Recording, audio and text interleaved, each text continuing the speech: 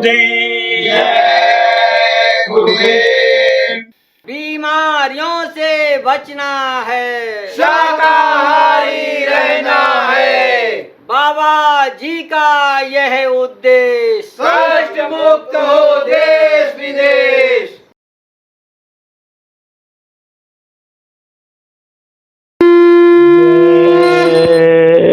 गुरुदेव।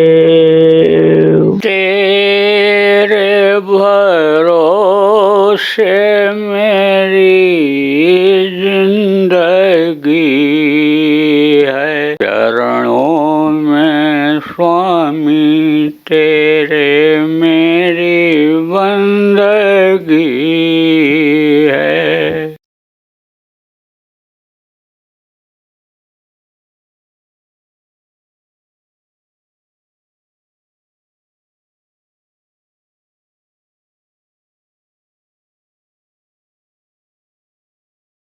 आप ये समझो कि भगवान को प्रणाम कोई ऐसे थोड़ा करता, नमस्कार नमस्ते ऐसे थोड़ा बोलता है। सब जाते हैं मंदिरों में तो हाथ जोड़ते हैं ऐसे ही। इस मानव मंदिर के अंदर जो जीवात्मा बैठी हुई है उसको प्रणाम करने के लिए, जय घुटो बोलने के लिए हाथ जुड़वा दिया लोगों का, समझो नतमस्तक करा दिया। इनकी देवियों के सिर पर कपड़ा ला दिया, नहीं तो ये भी वैसे फटा पैंट पहनती जैसे विदेशों में नेकर अंडरवियर फटा पैंट लड़कियां औरतें पहनती हैं। तो अब आप ये समझो जैसे गुरु महाराज ने बदलाव किया, ऐसे अपने प्रेमी भी बहुत लोगों में बदलाव विदेशों में कर दे रहे हैं। तो विदेशों में भी जाना पड़ता है नामदान लेने। आपको भी दूंगा, आपको वो नाम बताऊंगा जिसके लिए गोस्वामी जी महाराज ने कहा, कलयुग केवल नाम आधारा, सुमिर सुमिर नर उतरे पारा, नाम ले तो बहु सिंधु सुखाई, सुजन विचार करो मन में। वो नाम आपको बताऊंगा, ध्वन्यात्मक नाम। आवाज़ से जो नाम पैदा हुआ, ऊपर से शब्द उतरा और लोक में आया तो वहाँ से जो आवाज़ हुई वही नाम हो गया। फिर वहाँ से जब नीचे आया तो वो छूट गया, वो नाम छूट गया, दूसरा नाम हो गया। फिर वहाँ से उतरा तीसरा, चौथा, पाँचवा, 5 नाम है। तो वो मैं अभी आपको बताऊंगा 5 नाम। आप ये समझो यानी पंचध्वनि आज बाजे कहा ना शिवराय जी महाराज ने, इनको राधा स्वामी कहा गया। घर में घर गुर दिखलावें और पंच शब्द धुनि बतलावें। तो ये 5 ये ध्वन्यात्मक नाम है। आवाज़ से यह नाम जुड़ा हुआ है, ध्वन्यात्मक नाम इसको कहा गया है। ये निर्मायक हैं, जो भी 5 हैं ये यानी समझो कि निर्मायक हैं। पूरी ताकत है, जिंदा जिसको कहते हो। यानी आदमी अगर होश में न रहे तो आदमी तो भी रहता है, लेकिन ताकत उसके अंदर नहीं रहती है, और जो चलता फिरता है ताकत रहती है उसके अंदर। तो ऐसे ही ये जो नाम है ये चैतन्य नाम है, जो भी हैं ये, और ये निर्मायक हैं। निर्मायक किसको कहते हैं? आप समझो जो माया के लोक में नहीं आते हैं। माया को लोग किसको कहते हैं? माया किसको कहते हैं? औरतों को, रुपया पैसा को, इसी को माया कहा गया। दुनिया देखो इसी के पीछे परेशान है, खून कत्ल भी हो रहा है, मार काट भी हो रही है, इसी के लिए ईमान भी आदमी बेच दे रहा है। तो अब आप ये समझो कि यह निर्मायक नाम है। यह है 5 नाम। अब एक होता है मायक नाम, जो माँ के पेट में बन करके पल करके बाहर निकलते हैं, काम करने के लिए आते हैं। जैसे राम आए थे, कृष्ण आए थे, जैसे अन्य महात्मा आए, संत लोग भी आए, सब ये माँ के पेट में बन करके आए थे। और एक बार जो आ जाते हैं दोबारा फिर वो समझ लो कि उसी शरीर में नहीं आते हैं।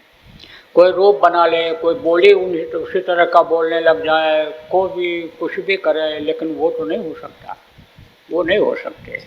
देखो कबीर बन के बैठ जाते हैं, गोस्वामी बनकर बैठ जाते हैं, राम बन कर के बैठ जाते हैं, लक्ष्मी बनकर बैठ जाती हैं, सीता बनकर बैठ जाती हैं, लेकिन वो तो नहीं हो सकते। है तो आदमी दूसरा ही। जगह पर बैठ गया, कोई गद्दी पर बैठ गया, कोई बोलने लगा उनकी बात को, तो वो तो नहीं हो सकता। ऐसे ही वो नहीं आते, उनकी ताकत आती है, वो शक्ति जो लेकर के जब आते हैं वो ताकत आती है। अब समय परिस्थिति के अनुसार ताकत भी मिलती है। जैसे राम 12 कला लेकर आए थे, कृष्ण 16 कला लेकर के आए, हमारे गुरु महाराज तो हजारों कला लेकर के आए, तब वो कलयुग पर इस तरह से संत मत का विस्तार किए। और नहीं तो बड़ा मुश्किल है, समय पर संत मत का विस्तार बड़ा मुश्किल है। आपके अंदर प्रेरणा ही हुई, आपको कुछ दया ही मिली, तभी तो देखो इतने लोग यहाँ पर आए। तो आप ये समझो कि समय समय पर ताकतें लेकर के आते हैं। अब काम करना रहता है तो कोई न कोई नाम जगाते हैं और जगा करके लोगों को बताते हैं। उससे उनका भी फायदा होता है और उससे उनका जो मिशन होता है उसका भी फायदा होता है, दूसरों का भी काफ़ी फायदा होता है। आप देखो प्रेमियों, राम जब आए थे तो यह समझो कि राम नाम में उन्होंने शक्ति भर दिया था, जगा दिया था। पत्थर पर राम राम लिख करके समुद्र में डाला गया था, सारे पत्थर तैरने लगे थे। विश्वास वालों कि पत्थर तैरने लगा तो राम नाम में जरूर शक्ति हो। और जिसने नाम को बताया, जिसको लोग ये कहने लग गए यह नाम, यानी समझो उसमें भी शक्ति होगी। अक्सर ये देखा गया कि जगाने वाले नाम में, जगने वाले नाम वाला जो शरीर में रहता है उसी को लोग भगवान मान लेते हैं। आप ये देखो, जैसे कृष्ण नाम में शक्ति थी तो जिनका नाम कृष्ण रखा गया था उन्हीं को लोगों ने भगवान मान लिया, काम भी उन्होंने इस तरह का किया। तो आप ये समझो कि राम नाम में शक्ति थी, उससे उनका क्या फायदा हुआ? रावण के मारने में, धर्म की स्थापना करने में, दुराचारी के संहार करने में मदद मिली और लोगों का विश्वास बढ़ा, बंदरों भालुओं का विश्वास बढ़ा, दोनों का काम हुआ। कृष्ण आए तो कृष्ण नाम में शक्ति आई, कृष्ण कृष्ण जिसने जहाँ पर पुकारा, कृष्ण वहाँ पर खड़े हुए मिले, द्रौपदी को उबारा, ग्रह को उबारा। आप समझो, कहीं अर्जुन धनुष को उठा रहे थे महाभारत के पहले? नहीं उठा रहे थे, लेकिन उन्होंने बोध कराया, ज्ञान कराया, बताने का समय इतना नहीं है, तब उनको विश्वास हुआ। तो अब आप ये समझो कि त्रेता में राम नाम, द्वापर में कृष्ण नाम, नाम बदल जाया करता है। नाम रहा संतन आधीना और संत बिना कोई नाम नहीं था। ये दोनों नाम संतों के अधीन होता है। अगर संत नाम को न खोलें, मुँह से न बोलें, न जगावें, तो उस नाम को लोग समझ नहीं सकते, उस समय उस नाम की शक्ति का अनुभव नहीं कर सकते। और ध्वन्यात्मक नाम का भेद संत अगर न दें तो आप ये समझो कि फिर वो नाम का पता न चले, तो दोनों संतों के अधीन होता है। तो आप ये देखो, कबीर साहब आए, सर साहब सतनाम उन्होंने बताया। आप देखो नानक जी आए, वाहे गुरु उन्होंने बताया गुरु की महिमा को। जब अंतर में देखा, तीसरी आंख जब खुली और ऊपर में देखा गुरु के जलवा को, तो वाहे गुरु, वाहे गुरु, वाहे गुरु, वारे मेरे गुरु, वारे मेरे गुरु, बस उसी में ताकत आ गई। उसी को बोलने लगे वाहे गुरु, गुरु की तारीफ करने लगे। गुरु की तारीफ है तो लोग करते हैं, उसी में समझो कि सत्य बात को भी यानी असत्य कर देते हैं, इतना बढ़ा चढ़ा देते हैं कि लोग सत्य को छोड़ करके और असत्य के मार्ग पर चल पड़ते हैं। तो आप ये समझो ऐसा नहीं करना चाहिए। जैसे कुछ प्रचारक भी हैं जो भी चमत्कार नहीं भी हुआ उसको बढ़ा चढ़ा करके बोल देते हैं, बस वो पोल खुल जाती है। कहा जाता है ना कि झूठ मत बोलो, नहीं तो झूठ को आदमी भूल जाता है। झूठ बोला, शंका हो गई, 2 घंटे बाद पूछोगे तो कुछ ना कुछ फर्क हो जाएगा, 2 महीना बाद पूछोगे तो बस सही बात ही याद रहेगी। जो झूठ बोला था वो तो भूला हुआ भूल जाएगा, बता नहीं पाएगा। तो आप ये समझो प्रेमियों कि उन्होंने कहा वाहे गुरु, और जब ये आए राधा स्वामी नाम जिन्होंने जगाया, शिवदयाल जी महाराज उन्होंने राधा स्वामी नाम को प्रभु का नाम बताया। हालांकि कबीर साहब पहले ही बता के गए थे राधा नाम सूरत का, सूरत माने जीवात्मा, और स्वामी कौन है? जो सबका मालिक है, अंडपिंड ब्रह्मांड के, लोकों का, धनियों का, सबका मालिक है, सत्पुरुष, वो है स्वामी। राधा नाम सूरत का और स्वामी मालिक जान। है ना। तो अब आप ये समझो कि वो पहले ही बता करके गए थे, उलटता है सुमिरन करे स्वामी संग मिलाए। तो आप ये समझो कि पहले बता के गए थे, लेकिन इन्होंने जागृत तो उस चीज़ को यानी इस समय पर किया। उसके बाद में आप ये समझो गुरु महाराज आए, गुरु महाराज ने यानी राधा स्वामी नाम को यानी छोड़ करके जय गुरुदेव नाम जगाया। 4 पुस्तों तक लगभग चला, इधर उधर तो 10 पुस्तक तक चला, और वो समझो कि एक ही पुस्तक तक चला कबीर साहब के बाद, यानी उन्होंने वाहे गुरु को ज़्यादा महत्व दे दिया। तो गुरु महाराज ने जय गुरुदेव नाम जगाया। अब आप समझो कि जय गुरुदेव नाम में पूरी शक्ति भरी हुई, खूब परीक्षा लिया लोगों ने। आप भी ले सकते हो, मुसीबत में तकलीफ में कहीं भी जय गुरुदेव नाम बोल करके आप परीक्षा एक बार ले सकते हो। और जय गुरुदेव नाम की महिमा समझ में आने लगे, उसके लिए आपको तरीका बता देता हूँ। कल से शुरू कर दो, यहाँ से जाने के बाद शुरू कर दो। वो क्या है? जय गुरुदेव नाम की ध्वनि बताया मैंने लोगों को। घर घर में बीमारी इस समय देखो हो गई, घर घर में लड़ाई झगड़ा होने लग गया, वैमनस्य ईर्ष्या-द्वेष बहुत फैल गया। कहते हैं रुपया पैसा बहुत कमाता हूँ, बरकत नहीं होती है। कहते हैं जीत करके सब जगह आ गया, और घर में जैसे पहुँचता हूँ तैसे ही खाना पीना सब भूल जाता है, नींद जल्दी नहीं आती है। इतनी परेशानी। जिनको आप अच्छा लोग कहते हो, जिनको बड़ा आदमी कहते हो, किसी भी मामले में हो, चाहे रुपया पैसा में हो, चाहे समाज में हो, चाहे राजनीति में हो, जिसको बड़ा कहते हो वो सबसे ज़्यादा दुखी है, सबसे ज़्यादा दुखी। गुरु महाराज के पास हर तरह के लोग आते थे, बड़े बड़े जज, आप समझो प्रधानमंत्री, मुख्यमंत्री, और वो सब तमाम लोग आते थे। मेरे पास भी आते हैं, सब लोग आते हैं। आप समझो कई बार आए, समझो आपके मुख्यमंत्री जी इस समय जो हैं मेरे पास आते हैं लोग। तो अब आप ये समझो ऐसे लोग आते हैं, अपनी अपनी तकलीफ लोग बताते हैं। आप समझो गुरु महाराज की दया होती है, कुछ बताया जाता है तो फायदा भी हो जाता है। फायदा होता है, आदमी जहाँ किसी भी तरह से उसको फायदा होने को होता है तो वहाँ जाता ही जाता है। तो आप ये समझो मोटी बात, परेशान सब हैं। अब परेशानी की दवा बता देता हूँ कि ये परेशानियाँ जो आपको भौतिक रूप में हो रही हैं, ये इससे दूर होंगी। किससे? जय गुरुदेव नाम की ध्वनि बोलने से। तो बताया लोगों को कि जय गुरुदेव नाम की ध्वनि सुबह शाम बोलना शुरू कर दो, परिवार वालों को बैठाओ और सबको जय गुरुदेव नाम की ध्वनि बुलवाओ, और जो नामदानी हैं उनसे ध्यान भजन करवाओ।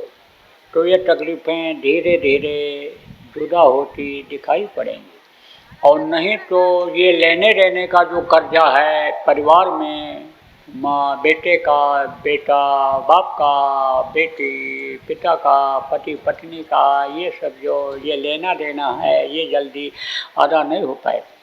और इसमें अगर गलत का संग पड़ जाएगा, मांसाहारी का, शराबी का संग पड़ जाएगा, साथ पड़ जाएगा, तो आपका न भजन बन पाएगा, न भक्ति हो पाएगी, और समय आपका भी बेकार जाएगा। तो इनका साथ छूटना जरूरी है। तो कैसे साथ छुड़ाओगे? एक साथ तो मार पीट के भगा करके छुड़ाना होता है, और एक बदल करके साथ छुड़ाना होता है। साथ उनका कैसे छूटेगा? यानी वो आदतें उनकी जब छूट जाएंगी तो आपका साथ हो जाएगा, और नहीं तो अंदर अंदर में विचार आपके अलग रहेंगे। इसी तरह से देखो, यानी कोई देवी ये कहती है पति नहीं आने देता है, कोई पति कहता है देवी बहुत परेशान करती है, आने नहीं देती। दोनों लोग हमसे मिलते हैं, दोनों बात कहते हैं। जिसके लड़के नहीं हैं कहते लड़का हो जाता, लड़का हो जाता। जिसके 4 लड़के हैं वो कहता मर जाते तो ठीक था, ये जीने नहीं दे रहे हैं। दोनों तरह के लोग आते हैं, दोनों की बात मैं सुनता हूँ। तब मैं ये कहता हूँ नानक दुखिया सब संसार, जैसे नानक जी कहे सब दुखी हैं। जिसके है वो, जिसके नहीं है वो तो रो ही रहा है, जिसके है वो उससे भी ज़्यादा रो रहा है। तो आप समझो कि जय गुरुदेव नाम ये क्या काम करेगा? ये मैल को छुड़ाएगा, गंदगी को छुड़ाएगा। अगर लगातार बैठने लग गए 1 घंटा सुबह और शाम, तो वो जो गंदगी है वो छूट जाएगी। छूट गई, धीरे धीरे छूट गई लोगों में। बहुत लोगों ने शराब छोड़ दिया, मांस छोड़ दिया, गलत काम को छोड़ दिया, अंडे की दुकान बंद कर दी, आप समझो मांस की दुकान बंद कर दी, शराब की दुकान बंद कर दी, मांसाहारी होटल बंद कर दिया और शाकाहारी खोला, कोई दूसरा धंधा किया। कह रहे हैं अच्छा चल रहा है, अब दया का अनुभव हुआ। तो आप ये समझो कि दया का अनुभव तभी होता है जब कोई दया के घाट पर बैठता है। तो आप दया के घाट पर परिवार वालों को बैठाओ। आपके घर में अगर बिगाड़ है, औरत कहीं जा रही, बच्चे कहीं जा रहे हैं, पति कहीं जा रहा है, ससुर कहीं जा रहा है, सास अपनी चला रही है, तो उस घर में जय गुरुदेव नाम की ध्वनि बोलना शुरू कर दो। और जब गंदगी साफ होगी, अंतरात्मा साफ होगी, अपने आप मन कह देगा चलो अब सत्संग में अब नाम दान ले लें और भजन करें। जीवन का कोई ठिकाना नहीं है, पता नहीं कब आँख बंद हो जाए। ये तो मनुष्य शरीर किराए के मकान की तरह से है, छूट जाएगा। ये जैसे किराए का घर छोड़ देना पड़ता है, ये भी छूट जाएगा, फिर उसको ज्ञान हो जाएगा प्रेम में। तो जय गुरुदेव नाम की ध्वनि आप लोग बुलवाना शुरू कर दो। देखो सत्संगी, मैं जानता हूँ आपको सत्संगी जो पुराने लोग बार बार कहते हैं दया हो जाए, दया हो जाए, दया हो जाए। घर की शिकायत सुनते सुनते, बातों को सुनते सुनते कान भर गया। अब मैं सुनने वाला नहीं। क्यों? क्योंकि जो बताता हूँ उसको अमल नहीं करते हो, चलते नहीं हो।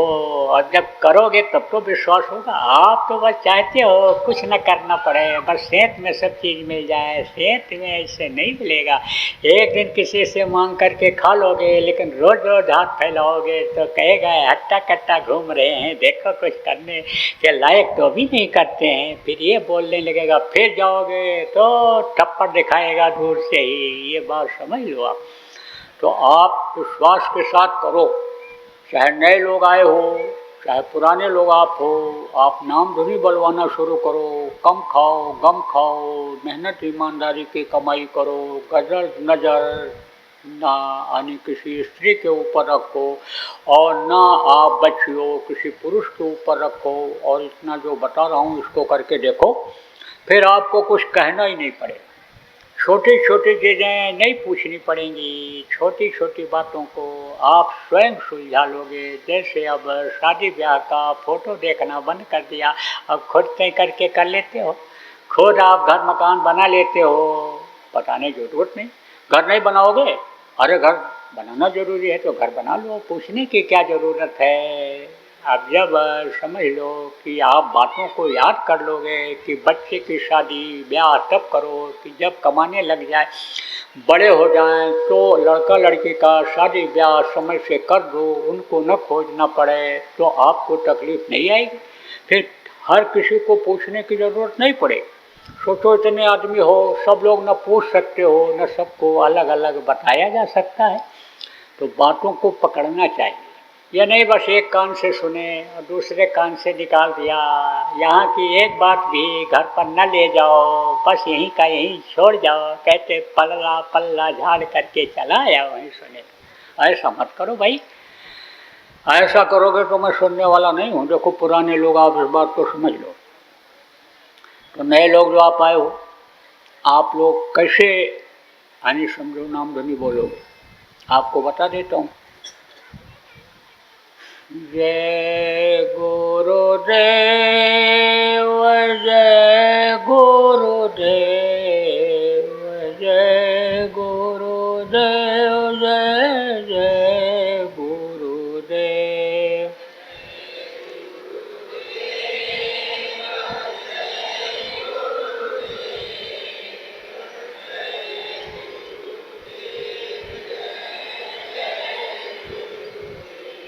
जय गुरुदेव, जय गुरुदेव, जय गुरुदेव, जय जय गुरुदेव।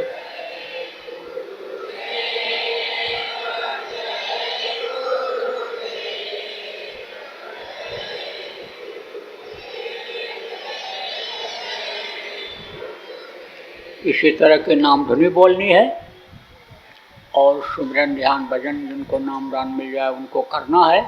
परिवार में जो भी नामदानी हैं, गुरु महाराज के हैं या उनके जाने के बाद के हैं, उनको सुमिरन ध्यान भजन कराना है। और इसके अलावा भी तकलीफ है, नहीं गई है, कोई चीज़ पूछे हो, उसको बताया गया है तो उसको भी कुछ दिन विश्वास के साथ करो। एक दिन में ये होने वाला नहीं। सोचो आप कितना पुराना मर्ज है आपका, कितनी पुरानी तकलीफ है, तो एक दिन 2 दिन 10 दिन से ये दूर होने वाली नहीं है। जिस तरह का मर्ज होता है उतना ही टाइम लगता है उसको ठीक होने में। अब आप कहो एक दिन दवा खा लें संजीवनी होकर काम कर जाए, तो ऐसे कैसे हो सकता है। तो आप ये समझो प्रेमियों कि जय गुरुदेव नाम ये है वर्णात्मक नाम। इसको जगाया था गुरु महाराज ने। कैसे जगाया जाता है आपको नहीं पता है कि आप कहाँ से जुड़े हुए हो उस परमात्मा से, पतले तार के द्वारा। ऐसे ही नाम को संत महात्मा जो होते हैं प्रभु से जोड़ देते हैं और इस नाम से, जगाए हुए नाम से जब पुकारा जाता है तो तुरंत वो सुनवाई कर देता है। आप ये समझो कि उसका भेद बताना ये सार्वजनिक करना नहीं होता है। पीछे भी संतों ने इन्हीं 5 नाम को लोगों को दिया, लेकिन उन्होंने भेद नहीं खोला। गुरु महाराज दया करके इन्हीं 5 नामों को सार्वजनिक कर दिए, लेकिन ये टेलीफोन पर देने का आदेश, ऑनलाइन नामदान देने का आदेश नहीं है। प्रेमियों भी बात समझो, एक समय पर एक ही आदमी को नामदान देने का अधिकार होता है।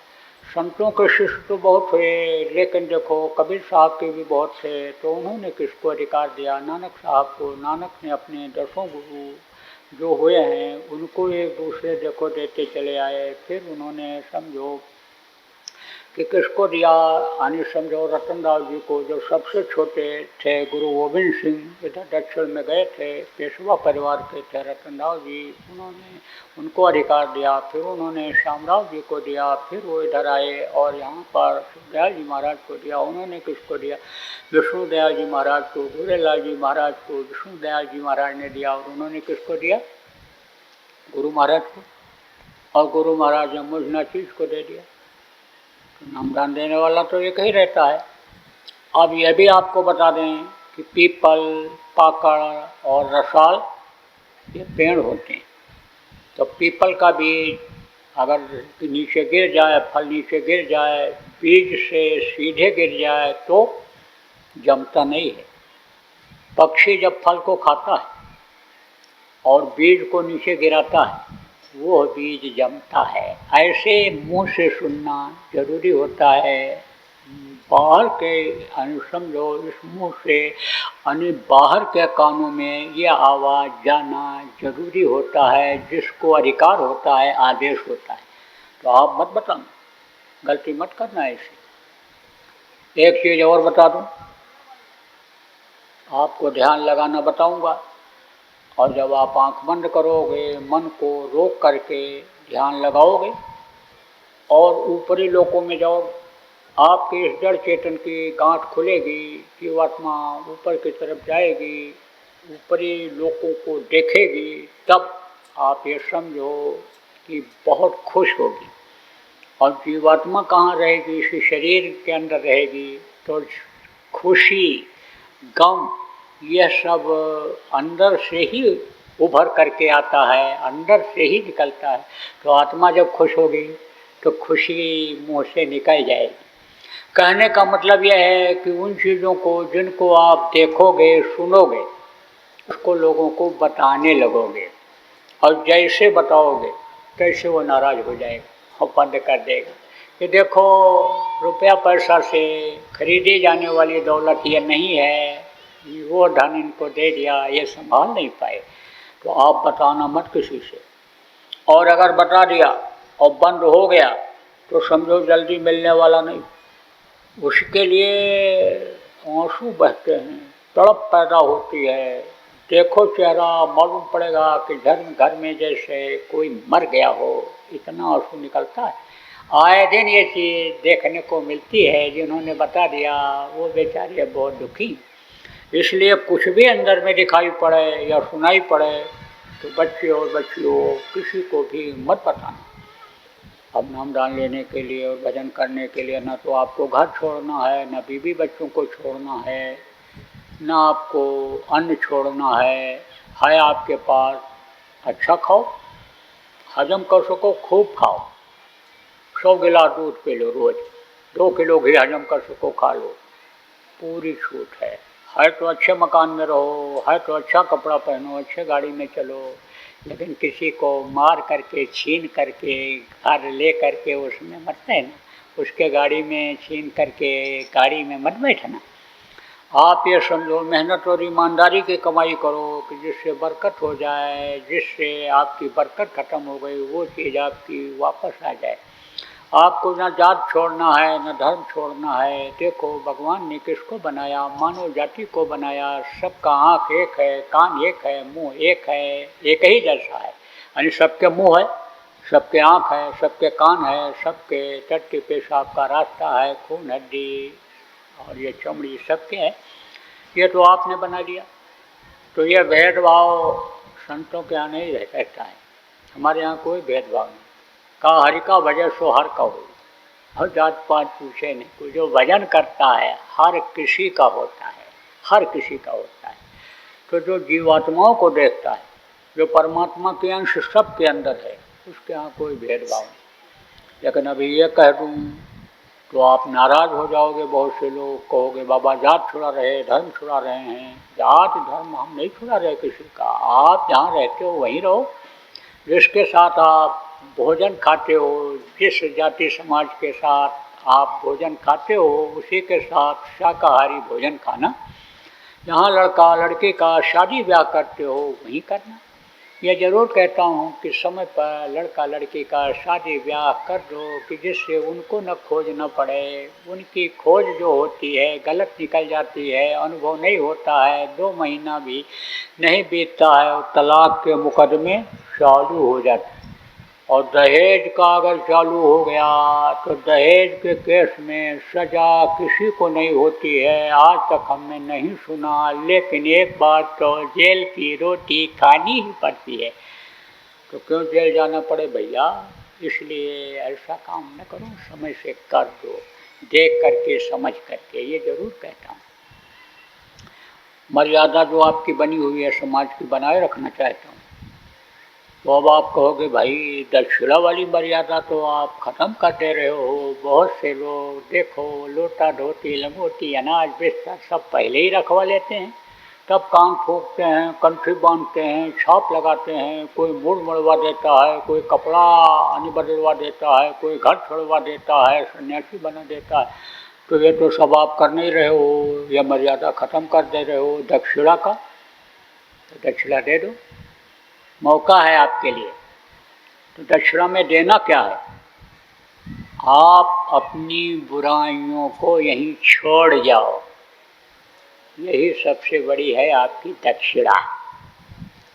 अभी तक जो आपने मांस खाया, जानवरों को कटवाया, काटा, नहीं भी काटा आपने, लेकिन मांस खरीद करके लाए, खाए, आपकी वजह से जानवर की हिंसा हत्या हुई, आपके भागीदार बने, तो वो काम अब मत करना। दया करो। हर जीव में प्रभु का अंश है, उस पर दया करो। देखो प्रेमियों, आप इतने लोग हो, आपसे कहा जाए कि मांसाहार बंद करो तो मांसाहार आप नहीं बंद कर सकते हो और न करा सकते हो, क्योंकि हड़ताल तोड़ फोड़ आंदोलन धरना घेराव के लिए आपको मना किया जा रहा है। तो आप यानी किसी भी हिंसात्मक तरीके से इसको रोक नहीं सकते हो, लेकिन विचारों में परिवर्तन ला करके, लोगों को समझा करके, बता करके आप शाकाहारी तो बना ही सकते हो। सब अगर शाकाहारी हो जाएं तो अभी ये जितने भी मांस की दुकानें हैं, अंडे की दुकानें हैं, मछली की दुकानें हैं, ये सब अपने आप बंद हो जाएंगी। वो दूसरा धंधा करने लगेंगे। सबको जब वो प्रभु देता है तो उनको भी देने लगेगा। जब मेहनत ईमानदारी की कमाई करेंगे उनको भी रोटी मिलेगी, बच्चों को मिलेगी उनके। तो आप ये समझो कि आप शाकाहारी रहना, साग सब्जी दूध घी जितना हजम कर सको खूब खाओ। है आपके पास तो नहीं है तो आप जब मेहनत ईमानदारी करोगे, भजन ध्यान करोगे तो आपको अब बरकत प्रेमियों मिलने लगेगी। तो आप समझो बात को कि आपको मांस नहीं खाना है, मछली नहीं खाना है, अंडा नहीं खाना है और शराब जैसा बुद्धिनाशक नशे का सेवन नहीं करना है। देखो शराब में आदमी होश में नहीं रह जाता है, गांजा ज़्यादा पी लिया, अफीम खा लिया, कोकीन खा लिया, तमाम तरह की अब नशीली गोलियां आने लगी उनको खा लिया तो होश में नहीं रह जाता है। नशीला आदमी का कोई भरोसा नहीं है कि कब झूठ बोले, कब बेईमानी करे, कब व्यभिचार कर बैठे, कब देश को बेच दे, कब घर को बेच दे, कब औरत के जेवर को बेच दे। उसका कोई ठिकाना नहीं कि कब किसके घर के बहन बेटियों के साथ बुरा कर्म कर बैठे, संपत्ति धन को लेकर चला जाए, कोई भरोसा नहीं है। और देखो जितने भी अपराध हो रहे हैं ये नशे की वजह से, शराब की वजह से, मांस और ऐश आराम की वजह से ही ये अपराध हो रहे हैं। तो इनसे अब आप हो जाओ दूर। अब आपका ये शरीर अपराधी प्रेमियों न बनने पावे। तो देखो मांस मत खाना, मछली मत खाना, अंडा मत खाना, शराब मत पीना और दूसरी औरत के साथ बुरा कर्म मत करना। बच्चों अब किसी भी दूसरे पुरुष के साथ बुरा कर्म मत करना।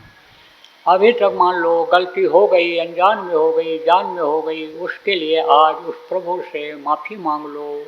वो दीन बंधु है, दीनानाथ है, जब सब पर दया करता है तो आप पर भी दया यानी करेगा।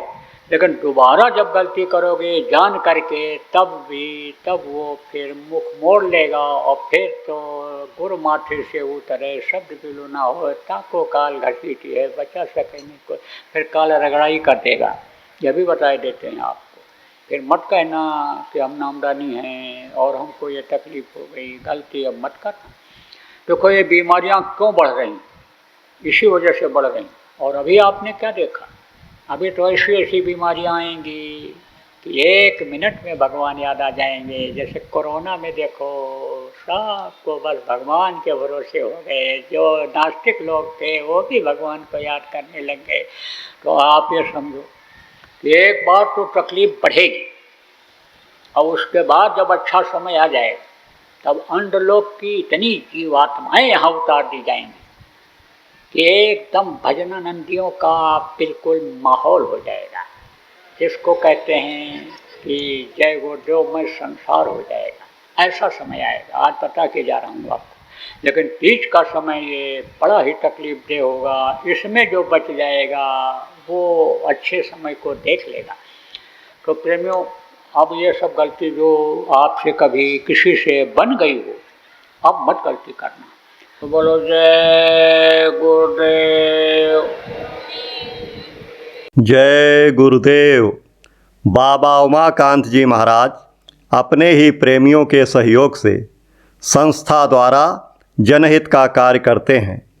किसी भी व्यक्ति, संस्था व सरकार से कोई भी चंदा, चुटकी व अनुदान नहीं लेते और किसी भी तरह का व्यापार भी नहीं करते। इसलिए आप श्रोताओं को बताया जा रहा है कि बाबा जी के नाम पर किसी भी प्रकार का धन मांगने वाले व व्यापार में प्रचार करने वाले लोगों से होशियार रहिएगा। आपसे यही कहना है कि सत्संग सुनो, समझो और अच्छा लगे तो मानो। आने वाली बीमारी तकलीफ़ों से बचने के लिए कुदरत व सरकारी नियम का पालन करो। आपके सुझाव के लिए व्हाट्सएप नंबर 9575600700। जय गुरुदेव। जय गुरुदेव।